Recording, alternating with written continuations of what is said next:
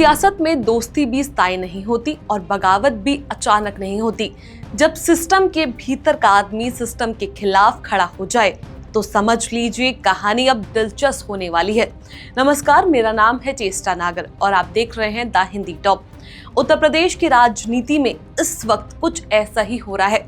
एक तरफ मुख्यमंत्री योगी आदित्यनाथ मंचों से कहते हैं ना कर्फ्यू ना दंगा, यूपी में सब है चंगा, लेकिन दूसरी तरफ सियासी जमीन पर हलचल तेजी से होती हुई दिखाई दे रही है।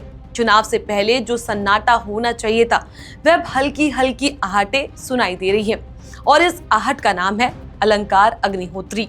जी हाँ, वही अलंकार अग्निहोत्री जो कभी यूपी सरकार के एक पीसीएस अफसर थे, बरेली के सिटी मजिस्ट्रेट सिस्टम के भीतर का एक अधिकारी, लेकिन आज वही अधिकारी सरकार के खिलाफ नया मोर्चा खोल चुका है और दावा कर रहा है कि अब वक्त आ गया है अलग रास्ता चुनने का।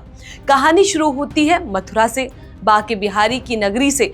13 फरवरी 2026 विजय एकादशी का दिन अलंकार अग्निहोत्री मंदिर में दर्शन करते हैं और वहीं से ऐलान करते हैं अब एक नई राजनीतिक पार्टी बनेगी। नाम होगा राष्ट्रीय अधिकार मोर्चा, यानी राम। नाम से ही साफ संदेश, सीधी चुनौती।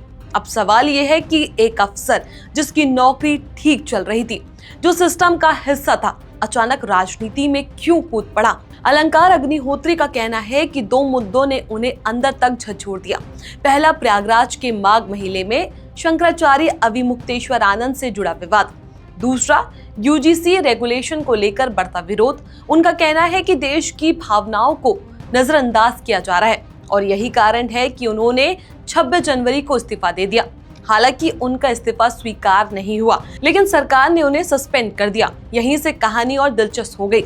अब वो खुलकर मैदान में है, शंकराचार्य का आशीर्वाद ले चुके हैं और दावा कर रहे हैं कि सनातन समाज को अपनी अलग राजनीतिक पहचान चाहिए। अलंकार अग्निहोत्री कह रहे हैं कि जैसे अपना दल, निषाद पार्टी, राजभर की पार्टी अलग पहचान के साथ राजनीति कर रही है, वैसे ही अब सनातनी समाज को भी अपनी पार्टी चाहिए। वो कहते हैं कि अब सम्मान के साथ अलग राह पर चलना होगा, चाहे गठबंधन करना पड़े या अकेले चुनाव लड़ना पड़े। लेकिन राजनीति इतनी आसान नहीं होती। यहाँ भावनाएं भी है, समीकरण भी है, यहाँ आदेश भी है और रणनीति भी। यूपी की राजनीति में पहले ही बड़े बड़े खिलाड़ी मौजूद है, बीजेपी, समाजवादी पार्टी, भाजपा और सब एक नए चेहरे। क्या अलंकार अग्निहोत्री सिर्फ सोशल मीडिया की चर्चा बनकर रह जाएंगे या सच में जमीन पर असर डाल पाएंगे? योगी आदित्यनाथ की राजनीति मजबूत मानी जाती है, संगठन मजबूत है, केडार मजबूत है, लेकिन इतिहास गवाह है राजनीति में सबसे बड़ा खतरा बाहर से नहीं, अंदर से आता है। और जब सिस्टम का हिस्सा रहा व्यक्ति सामने आकर सवाल उठाता है तो बहस गहरी हो जाती है। फिलहाल यूपी में सियासी तापमान बढ़ रहा है। एक तरफ सरकार अपनी उपलब्धियां गिना रही है, दूसरी तरफ नए सवाल खड़े हो रहे हैं। यूजीसी का मुद्दा, धार्मिक भावनाओं का मुद्दा और अब बागी अफसर का राजनीतिक ऐलान। अलंकार अग्निहोत्री का दावा है कि वो व्यवस्था बदलने आए हैं, लेकिन राजनीति में इरादा काफी नहीं होता।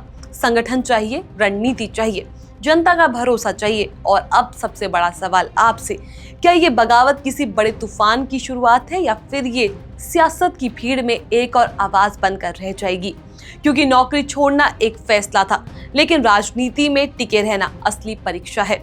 उत्तर प्रदेश की राजनीति में अब एक नया अध्याय खुल चुका है। बागी अफसर ने मोर्चा खोल दिया है। चुनाव से पहले ये सियासी चाल कितनी भारी पड़ेगी, ये आने वाला वक्त बताएगा। लेकिन इतना तय है कि अब मुकाबला सिर्फ विपक्ष से नहीं, अंदर की चुनौती से भी है। आप क्या सोचते हैं? क्या अलंकार अग्निहोत्री सच में यूपी की राजनीति में बदलाव ला पाएंगे या ये सिर्फ एक सियासी प्रयोग साबित होगा? इस खबर को लेकर आपका जो भी कुछ कहना है, अपनी राय हमें नीचे कमेंट सेक्शन में जरूर बताएं।